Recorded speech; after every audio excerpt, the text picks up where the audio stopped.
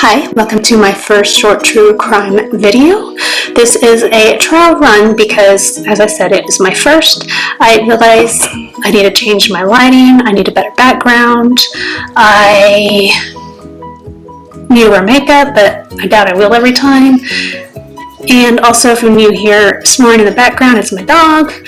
And the main thing is that I don't have a teleprompter, so it will be obvious I am reading from a slideshow I created about this case, and until I can get a teleprompter, or more likely make one myself, it's just, you're gonna have to deal with me obviously reading something because I can't memorize it all. And so pretty much it's just a warning, trial run, forgive me, hopefully they get better. So thank you. Hi, I'm Eve, and this is the case of Kirsten Hatfield. Kirsten Hatfield was kidnapped from her home in Midwest City, Oklahoma on May 14th, 1997. She was last seen at 11:30 p.m. on May 13th when her mother, Shannon Hayes, put her to bed along with her 3-year-old sister who she shared a room with.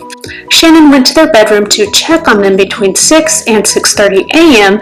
and discovered that Kirsten was missing. Small amounts of blood was discovered on the room's windowsill and also on the backyard's 6-foot-tall fence.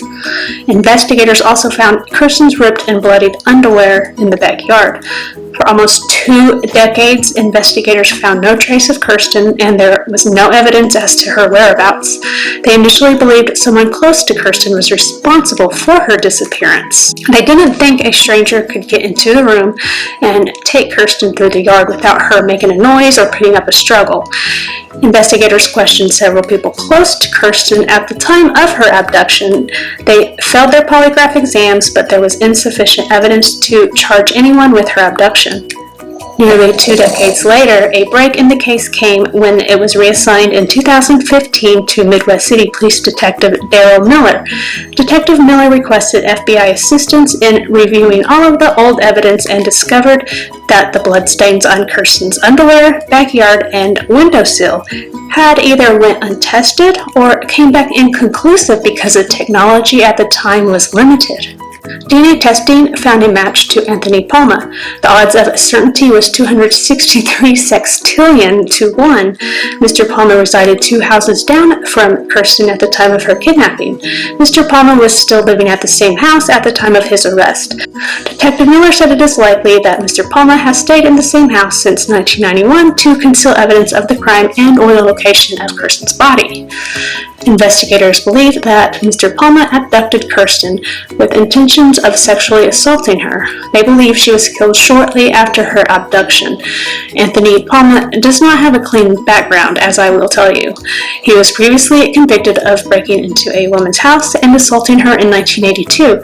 It's also possible that in the late 1970s or early 1980s that he sexually assaulted another young girl. That girl was the same age as Kirsten, and the crime was committed in a very similar fashion to Kirsten's abduction. He allegedly broke into the girl's home through her bedroom window and molested her. Police who were at the crime scene noticed Mr. Palma's truck near the home of the victim. He knew the child because he was dating her older sister at the time of the attack. He was not charged in relation to that case due to lack of evidence. In 1998, a year after Kirsten went missing, a woman accused Mr. Palma of drugging and raping her. She lived with him at the time of the supposed crime. He hasn't been charged in that case either. He went on trial for Kirsten's murder on October of 2017. Multiple witnesses testified against him and described how he sexually abused them when they were children. He maintained his innocence in Kirsten's case, but was convicted of kidnapping and killing her. He received a life sentence without the possibility of parole. He initially attempted suicide in 2015 by slashing his wrists, but was unsuccessful in doing so. Despite his conviction, Mr. Palma continued to deny having any involvement in the girl's rape and murder, refusing to reunite Kirsten's body with her family.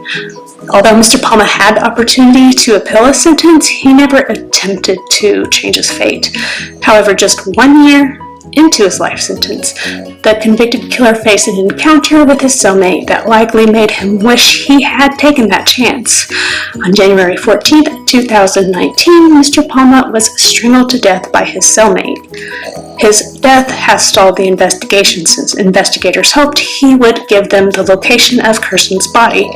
Investigators searched his home and backyard for any sign of Kirsten, but there was no trace of her there. So I happened to live in the same city at the time of Anthony Palmer's arrest, and when they were digging up his house, I also drove down the street recently so you can see the houses and how close the predator lived to its prey. So it's really kind of scary. You don't know who your neighbors are.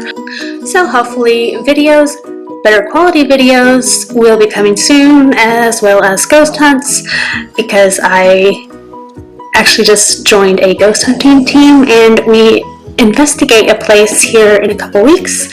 And if you want any more stuff to watch, please check out my YouTube page at True Crime and Coke. So thank you for listening, and remember, this was a trial run, so all things forgiven, right? Okay, thank you.